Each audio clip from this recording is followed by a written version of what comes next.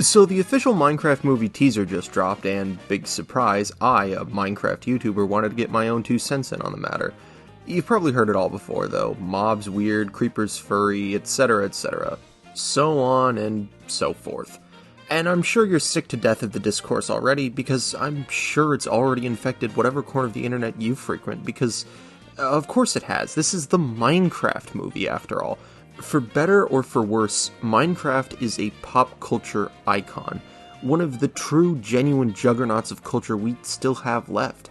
The biggest game of all time, and now it's finally getting its very own cinematic adaptation. And that feels significant.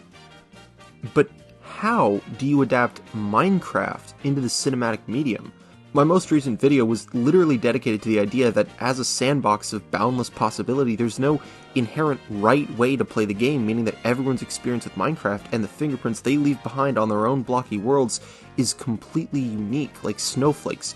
No 2 worlds are players alike. So how do you translate that into a movie? And more importantly, why?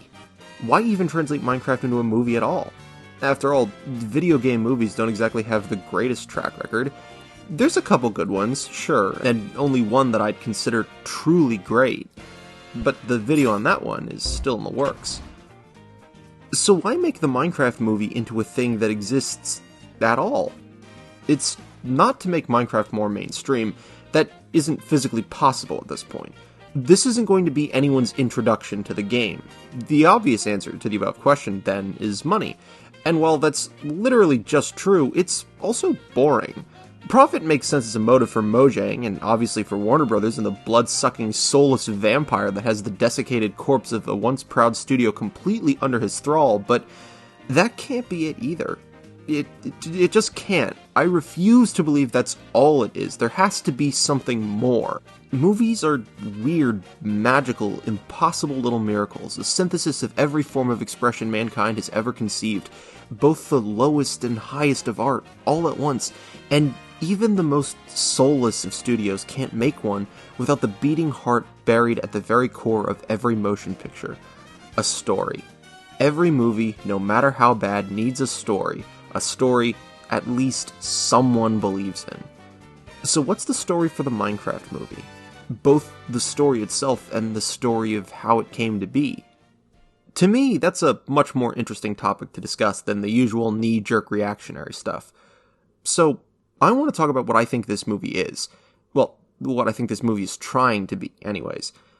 I'm going to give a brief rundown of the Minecraft movie's time in the development Nether and compare what it started as to what the first teaser trailer has already shown us, in order to put it properly in context, and hopefully, that'll help us to understand the Minecraft movie in a whole new light. So, without further ado, this is what I think the Minecraft movie trailer means.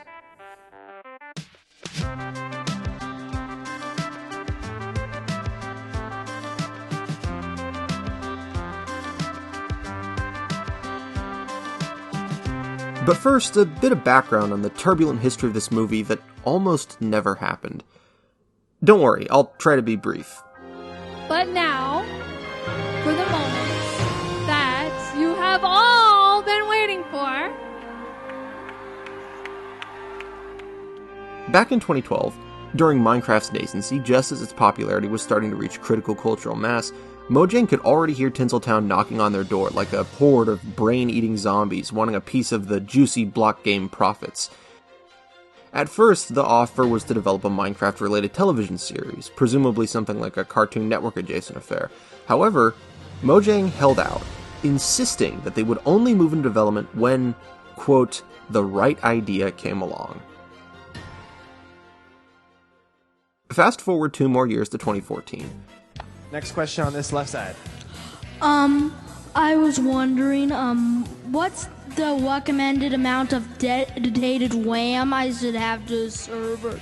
Mojang announces talks with Warner Brothers, not yet cannibalized by AT&T, then Discovery in rapid succession, and still in possession of something remotely resembling a brain. The then director attached to the project is a name you may actually be familiar with. Shawn Levy, a Canadian filmmaker responsible for such beloved childhood classics as Big Fat Liar and the Night at the Museum trilogy. At the time, the decision made sense, from a studio point of view at least. Levy's batting average for movies aimed at the youth demo was fairly good, and though his reviews were always middling, box office returns on his pictures always overperformed, making him a pretty safe bet for the Minecraft movie. Today, Shawn Levy is better known as the man responsible for the ultimate triumvirate of cinematic travesty: Free Guy, The Atom Project, and Deadpool and Wolverine, making him essentially Ryan Reynolds' pet eunuch, the Sporus to the Merc with the Mouth's proverbial Nero in this situation. Nero and Sporus, this is not IP I'm familiar with. Given the apathetic sort of cynicism Levy's post-2013 work has been marked by, I think it's probably for the best that his attachment to the Minecraft movie fell through and he departed the project to pursue other creative ventures that he found more fulfilling. No matter, then. Still, that means the director's chair for the untitled Minecraft movie was wide open for the taking, and the next candidate to take it for a spin was a rather unlikely one. In 2015, Warner Bros. Announced that they had tapped a new director for the Minecraft movie, one Robert McElhenney III, the man best known for this. Guys, I got some news, some terrible news. We got a huge problem. Can we stop for a second and talk about this? I'm cultivating mass. Stop saying that. You are not cultivating mass. And if you are, stop cultivating and start harvesting. Bro, check this out. Try to move me. Bro! Oh, sorry. Wait, I thought we said... I am sure our relationship would be a real home run. Good. Well, okay, Ronald McDonald. Don't call me that. Well, it's your name. I'm not gonna try and move me, bro. This is a great opportunity to showcase some skills and, like, just put on the planet. I would rather you did it. Well, I think the people are going to want to see that. Okay, well... What are you doing? What are you doing? Are you staring at them? Yeah, dude. Charlie's looking right at me. Stop it. Dude, stop it. Hey, stop looking. Stop. Take a running start. Take a running start. Excuse me. Did you want me to read these test results or not? That doesn't sound right, but I don't know enough about stars to dispute it. No, it's right. It's not right. All right. Are we almost done? Are we almost done? Type 2 adult onset diabetes? What does that mean for me? I cannot stress this enough. I so desperately wish this had worked out. I really do. Unfortunately, yet again on the studio end, things just seem to keep falling apart.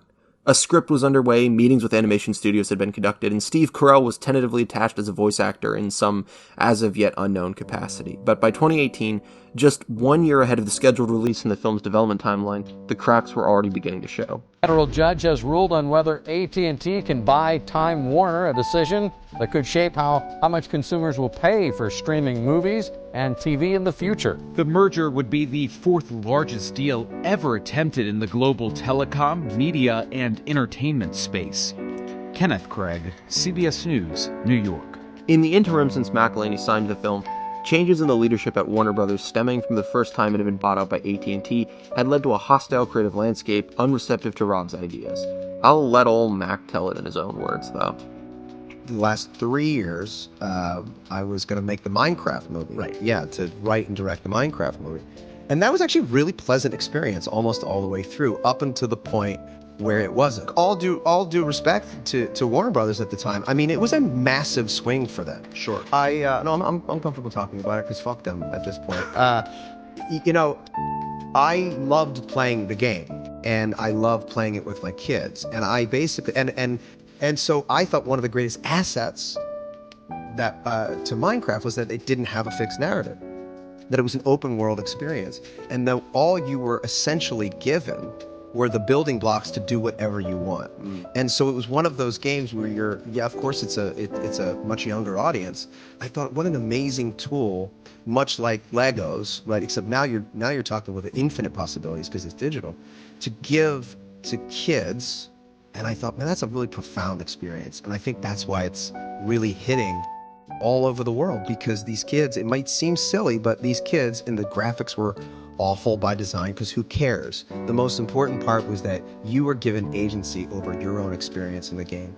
And that's sort of what I started with. I was like, well, that's like the thematic component. Yep. And yet I really felt supported all the way through. And we got to the point where we had a script that was in pretty good shape, and you know how it works, they're always rewriting.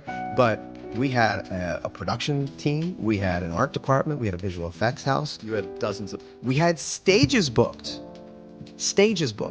Like, we were making the movie. Bags were packed. Plans were made. Oh yeah, we had a house rented that the kids were going to come up to Vancouver, and all of a sudden, it wasn't happening. And I was like, wow, that's a really important and valuable lesson, that when you're working in, this could happen at any point. Sure. But with these kinds of numbers and this kind of scale, $150 million, which is what we were budgeted for, it can fall apart at any moment.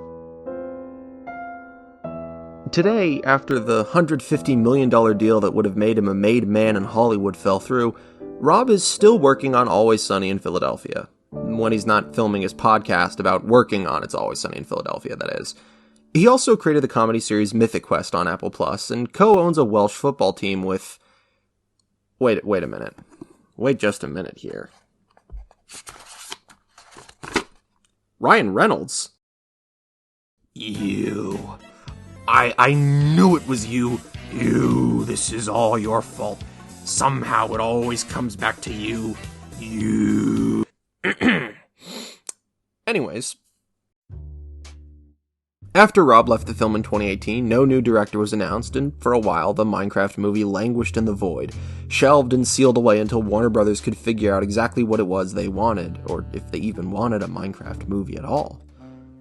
But as it turns out, the allure of the almighty diamond is too great to ignore, and so in 2019, Warner Brothers announced that the Minecraft movie was back on the docket for release. This time, at the helm was director Peter Sollett. I'll be perfectly honest here, unlike Levy and Mac, I'm not already intimately familiar with Sollett's filmography, so my commentary here won't be especially helpful.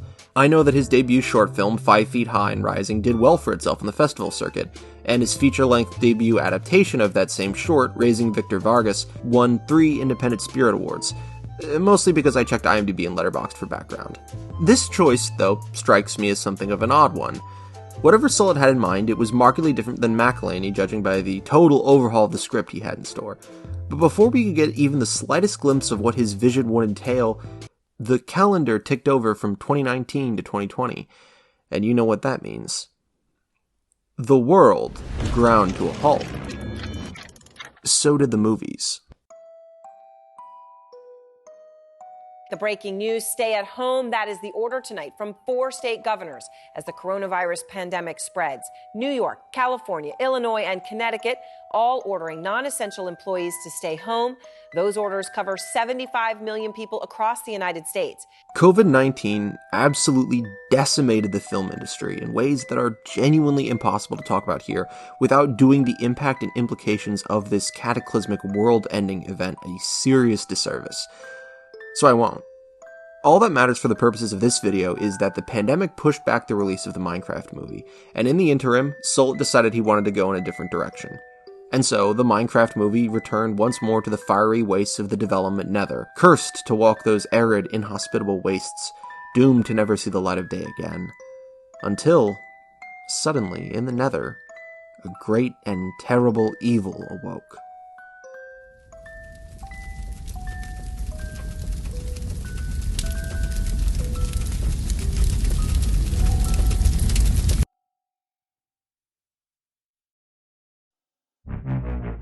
Meanwhile, AT&T just announced a multi-billion-dollar deal that combines its media unit, which is Warner Media, with Discovery Communications. This merger will create a major new player in the streaming wars. Media is difficult. How are you going to? Where is media, and what are you going to do with this great new shiny object you have? Well, first, it is a little bit surreal. This is a fantastic collection of assets. On April 8th, 2022. The merger between Warner Brothers and Discovery Incorporated to create the Frankenstein conglomerate known only as WBD was at long last complete. And the Machiavellian mastermind behind this maneuver, one David Zaslav, after crowning himself in neo-Napoleonic fashion, assumed the throne of power with an insatiable hunger, some might even say lust, for intellectual property. So, on April 8th, David Zaslav became God Emperor of Warner Brothers Discovery after executing the most barbaric, backwards merger in the history of the art. And on April 18th, by His Majesty's Imperial Decree, Peter Sollett was out. Jared Hess, director of Napoleon Dynamite and Nacho Libre, was in. The Minecraft movie was back on. Zaslav's new monstrosity needed capital to grease its gears, after all, and Minecraft would be the first sacrificial lamb to its fiery maw. Hess, once again, brought a whole new direction, script, and cast to the picture, including former Nacho Libre collaborator Jack Black playing, to the surprise of many, Minecraft Steve himself. 2 months ago, a few snippets from the official Minecraft movie style guide leaked on the internet, the first time there had ever been visual confirmation that this movie did, in fact, actually exist. And on September 4th, 2024, the first ever teaser trailer for the Minecraft movie, now officially titled A Minecraft Movie, was uploaded to YouTube through the official Warner Brothers channel. It had taken a literal decade, but the Minecraft movie was actually, factually, finally happening for real. Unless, Zaslav scraps it at the last possible second and chucks it in the bin for a tax write-off to stop his hemorrhaging of money, which could still totally happen, by the way. And that, in short, is the history of the Minecraft movie.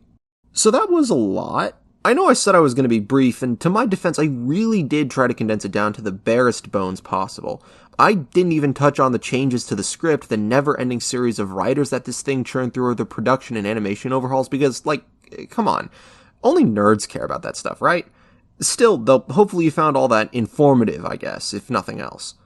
Because I do think that the history of the Minecraft movie and what it could have been is essential background for us before we begin to discuss what the movie is trying to be right now in its actual fully realized form.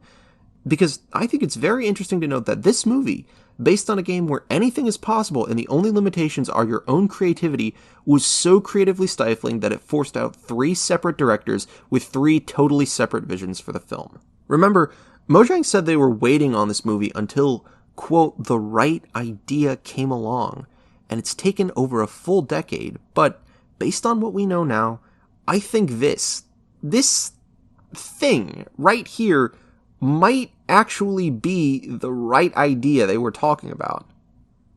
But why? Why is this movie, in the context of all that we know now, the adaptation they were waiting for? Well, to understand why, we have to understand what the point of Minecraft actually is.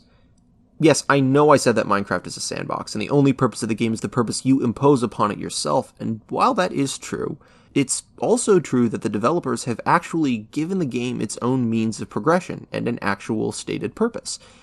And that purpose was revealed on the very same day that the full game released for the very first time, a purpose the player can only come to understand by journeying into the dim, starless void of the end, slaying a dragon, and attempting to return home. I say attempting because, do you really? Do you really ever? Once your screen goes dark and you respawn back in the overworld again, are you really the same person you were before the credits rolled for the very first time? And that's the point, because the actual intended purpose of Minecraft is to stop playing Minecraft. You already knew that, though. I knew it, everyone knows it. The end poem is a parable within a parable, a microcosm of Minecraft itself, appended to the game's supposed conclusion for the sole purpose of prompting us to click return to title instead of respawn. The game is a reflection of reality, meant to prompt the player to look inward, to gaze at their own reflection, and the way they've externalized that mirror self upon the canvas of their blank, blocky world. It is what we grow beyond. Wiggle your toes, feel the air fill your lungs. Remember the taste of milk and strawberries again. Yours are the hands that guide the hands in the dream within a dream. Go outside, touch grass, somewhere, far away. The black one is dancing on the beach, and every day he stalks a little closer, and none escape. So savor this wonderful, beautiful dream, the long dream. You can't wake up if you don't fall asleep. You can't wake up if you don't fall asleep. You can't wake up if you don't fall asleep. We read the words of the poem. Perhaps we reflect, perhaps we do not. And in the end, they are, of course, summarily ignored, because of course they are. Because the voices are our right to ignore, and they cherish the fact that they can be ignored. They would not deprive us of the right to live. That is, ultimately, what makes us human. And that's what Minecraft really is, ultimately. A distillation of the human spirit. It is crude and imperfect, but it is a dream manifest, a yearning, the urge that burns deep in our blood to carve away and create, to forge, to bring into being, and in doing so, revel in the joy that it is to be. No wonder we keep coming back just to dream that beautiful little dream over and over again, even though every time it urges us to stay away. Now what if I told you that this very sentiment is the thematic core that a Minecraft movie is trying to capture? Just look at the official synopsis for a Minecraft movie, found in the description of the very first teaser trailer. 4 misfits find themselves struggling with ordinary problems when they are suddenly pulled through a mysterious portal into the overworld, a bizarre, cubic wonderland that thrives on imagination. To get back home, they'll have to master this world, and protect it from evil things like piglins and zombies, too, while embarking on a magical quest with an unexpected expert crafter, Steve. Together, their adventure will challenge all 5 to be bold and to reconnect with the qualities that make each of them uniquely creative, the very skills they need to thrive back in the real world. Now, look at the cast of supporting characters, down to the way they're dressed. Don't they look like the assortment of new default skins Mojang added to the game during Minecraft Live 2022? The same ones now featured heavily in the promotional material for the new Tricky Trials update? The original Lucid Dreamer is no longer alone because the dream has blossomed, grown into something entirely new, passed from one generation to another. And look at the style guide leaks that predate the trailer itself. Notice how they keep underscoring Steve's experience, the time he spent in the overworld. Jack Black's casting makes at least a little more sense when viewed through this context, through this lens. This is an aged Steve, a player that stayed asleep too long who chose to remain in the dream. But that's not the point of the dream. The point of the dream is to wake up. Steve has strayed too far, stayed too long. The dream is what we grow beyond. Everyone always says Minecraft meant the most to them when they were playing with friends at a middle school sleepover, and that's exactly why. The dream doesn't belong to you. It doesn't belong to any one person. It belongs to all of us. Now it belongs to the next generation, and that's who this movie is for. You can't wake up if you don't fall asleep. 4 misfits, hermits even, if you will, suddenly find themselves sucked into a strange dream of a strange, blocky world built out of pure imagination. And the point of the dream is to return home.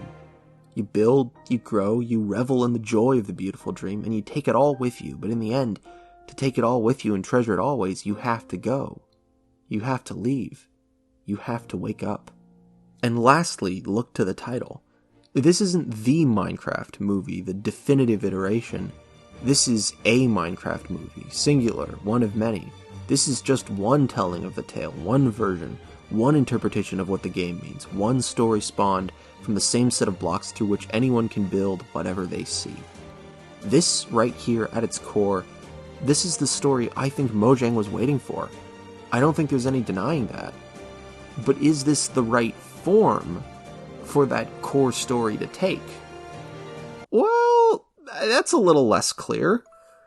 For me, the existence of a Minecraft movie isn't a question of whether or not this is the right Minecraft story to tell for the very first Minecraft movie, because as basic as it is, I think this is the right story. In broad strokes, anyways. But for me, the question is one of whether or not a Minecraft movie will actually be able to deliver on the story it promises.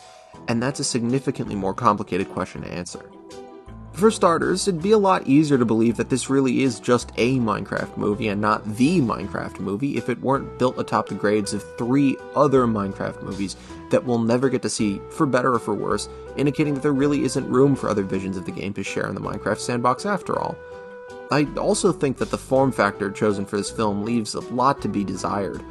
Calling it live action just because there's actual flesh and blood people on screen feels a bit insulting, especially when it just seems to be real actors superimposed into virtual animated environments. I know there was some filming done on location in New Zealand, but it looks like for the most part the CGI and visual effects have been painted on over top of that. But animation is a medium and a discipline in of itself, not an inferior supplement to the superior product and process of live action and photorealism. And I think you could get a lot more mileage out of a fully animated Minecraft movie that leans into its stylized tendencies than you could with this confusing blend of styles and sensibilities. I'm not going to sit here and wax poetic about the quote-unquote beautiful simplicity of Minecraft's designs, because, let's be frank, they've always been a little bit silly. It's a silly game with a silly premise, but I don't know that this feels silly in a uniquely Minecraft way, and that's what I take issue with. Some of it does feel like Minecraft silliness, though, and some of it doesn't. It's a weird split that they're navigating, and that's what makes pinning down my exact thoughts on this teaser so hard. You'd hope that the visual language of the film would reflect that sort of silliness, but it doesn't seem that way. At least not consistently. And the same goes for the way they've modeled the landscape, too, with the inconsistent scale of the blocky elements and inconsistent application of cube concepts in design. They don't feel fantastical in the way that Minecraft's landscapes do, or even like a quote-unquote realistic approximation of that inherent unreality. I don't think I wholly agree with the decision to polish up or gloss over the rougher edges and quirks of the game's terrain generation for this film, especially since the end result is a cluttered frame that looks less like a world made of cubes and more like a world where things occasionally have cube-ish properties. There are ways to make blockier landscaping forms look striking and distinct, especially in animation. The first thing that comes to my mind are the stark shapes that were employed in concept art for Disney's Sleeping Beauty. Even soft, rounded slopes can be broken up into discrete, defined, blocky forms. And, get this, those same techniques can even be translated back into Minecraft's own visual language, too. One of these looks blocky but textured, undeniably distinct, while the other feels like the harsher square edges are just random greebling. To me, anyways. I don't know, though. I'm not the best at terraforming. Maybe what we need is a live Scar reaction to this on stream to sort the matter out once and for all, but I digress. I think we all probably went through that phase of finding those fake high-resolution Minecraft texture packs and edits funny, and it feels like the kids still in that phase today who would most appreciate this movie on that level are the ones the Minecraft movie is going to be most geared towards anyways. Maybe the jarring visual juxtaposition between the movie's stylized cubist proportions and their hyper-realistic 3D textures grows on the viewer over time. Or maybe the contrast is an intentional statement on the part of the filmmaker on the surreal nature of the dream state. But I'm not really holding my breath. Film is a visual medium, and in terms of the way a Minecraft movie has tackled the scale and style of Minecraft, I'm not totally sold just yet. Again, there's some stuff I like and there's some stuff I don't, and I think there's good reason to be cautious and concerned while still optimistic. Just remember though, this is only the teaser trailer. We haven't even seen who Matt Berry is playing yet. And then again, it's essentially a given that he'll be playing the big bad. Probably some evil, paradoxically posh piglin warlord would be my guess. That, or the sheep can talk. You heard it here first, folks. Have you gone soft, my sweet syrup pie? No, my sweet syrup pie, I've gone hard. Because he's my best friend, he's my pal, he's my homeboy, my rotten soldier, he's my sweet cheese, my good time boy. I hope this really is just a Minecraft movie. I hope other filmmakers, big and small, get the chance to put their own spin on this game, to explore what it means to them. But for that to happen, this movie kind of has to do well. And it probably will. This is the Minecraft movie we're talking about, after all. But even if it does, there's no guarantee that a disconnected series of films that tackle the game from different points of view and perspectives are what we're going to get. That sounds like too much of a gamble for the man in charge, and studios now more than ever are risk-resistant to a fault. Still, I'd like to think that for a game that encourages you to take big risks, to try new things, and above all else, be creative within constraints, that they could at least give it a try. And that's what I think the Minecraft movie means, in terms of its own turbulent development history, in terms of the themes it's finally settled on, and in terms of its potential impact on cinema as a whole. Or at least that's what it could mean, anyways. But truthfully, I think it'll mean the most to the people who play the game, to the people who dream the dream together. And I think it'll mean the most of all to those who are just beginning, those still young enough to see the dream with their eyes still wide open. I don't know. I didn't want this to be all doom and gloom, but I'm still not totally sold on the movie itself. I just thought that a lot of the discourse surrounding the trailer right now was centered on people saying that it looked like this movie just wasn't for them, when to a certain extent, I think that's part of the point, and I wanted that to be a part of the conversation too. That's enough yapping out of me though. Let me know what you thought of the teaser, if you liked it or not, and if you're excited for a Minecraft movie in the comment section down below. I'm Frostbyte Freeman, and until next time, stay frosty.